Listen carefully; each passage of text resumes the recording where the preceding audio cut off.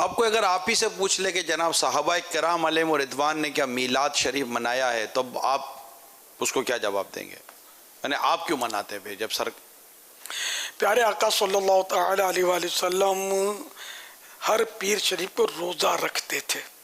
तो आपकी खिदमत में इसका सबब दरियाफ्त किया गया, पूछा गया, तो फरमाया कि इसी दिन मेरी विलादत हुई, यानी मेरी बर्थ हुई, और इसी दिन मुझ पर पहली वही नाजिल हुई।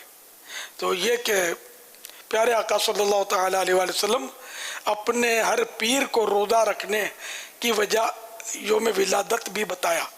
तो चलो इस तरह योम विलादत मनाओ, हर पीर को रोज़ा रखो। नहीं, हम नहीं रख सकते, नहीं रख सकते, तो साल में एक बार मना लो। चलो, तो सहाबा किराम अलैहिम रिदवान ने योम विलादत हमारे अंदाज में जो चरागा करते हैं, झंडे, और ये जो अंदाज है ना, इस तरह अगर नहीं भी मनाया तो मना कब किया है?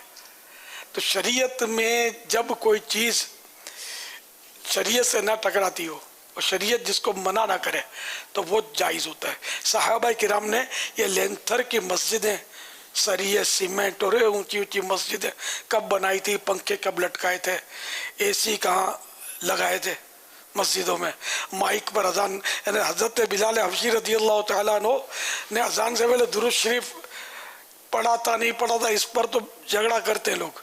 अरे अल्लाह के बंदो, ये तो फाइनल है कि माइक पर कभी हज़रत बिलाल हबशी ने अजान नहीं दी, तो अपने क्यों देते अजान? तो बहुत सारी ऐसी इजादें हुई हैं और ऐसे मामलात हैं कि जो मतलब यानी कि पहले नहीं थे और अब हैं, तो शरीयत नहीं टकराते, तो जायज़ है। अब इसमें बातों का ये कह दिया जाएगा कि ये तो अक्ली दलील है, तो भाई जो जिसके अंदर अक्ल होती है उसी को तो अक्ली दलील दी जाती है। तो ये कौन सी शरीयत है कि अक्ली दलील मत मानो? ये कौन सा हुक्म है? ये इसकी दलील कोई दे दे, चलो नकली दलील दे दें आप कि भाई वो अक्ली दलील नहीं माननी चाहिए। कुरान करीम में अक्ली दलीलें मौजूद हैं, अहादीस मुबारका में अक्ली दलीलें मौजूद हैं। अब वो कुरान और हदीस में आ गया, वो हमारे नस हो गया, ये दलील हो गया। अब ये नकली दलीलें बन गई। नकली माने कुरान और हदीस से जो निकाला गया, और नकली दो नुक्ते वाला काफ होता है, नकल किया गया।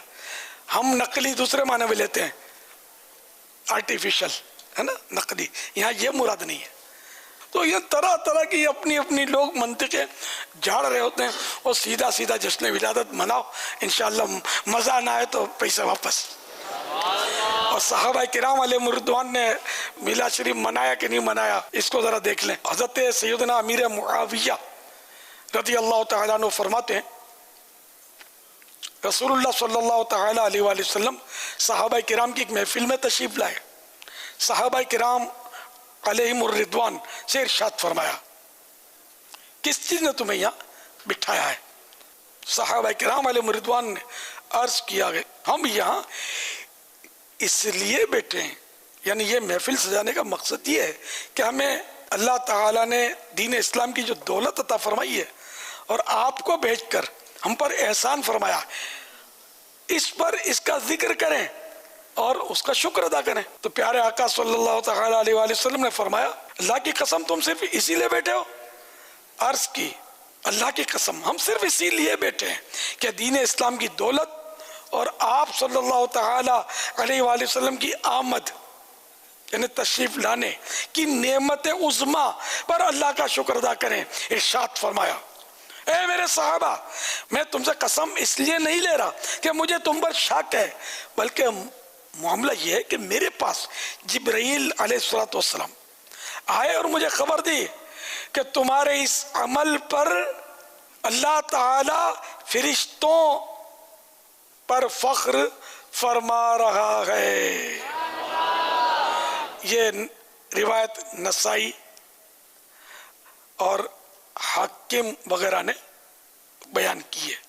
तो यूं मतलब सहाबा किराम ने उस अंदाज में ये मीलाद बनाया। तो मीलाद में जिक्र मुस्तफ़ा होता है ना, तो वो जिक्र मुस्तफ़ा कर रहे थे, तो यही तो मीलाद है। अल्हम्दुलिल्लाह कि आमद की खुशी, आने की खुशी मना रहे थे और इस पर तज़किरा कर रहे थे, और फिर बिशारत कैसे मिली कि अल्लाह ताला फरिश्तों में फख्र कर रहा है तुम्हारे इस मामले की। अल्लाह अकबर। सरकार की आमद, सरदार की आमद, मरहबा, मंठार की आमद, मरहबा, सालार की आमद, मरहबा, मुख्तार की आमद, मरहबा, शाह अबरार की आमद, मरहबा, आका अत्तार की आमद। मरहबा।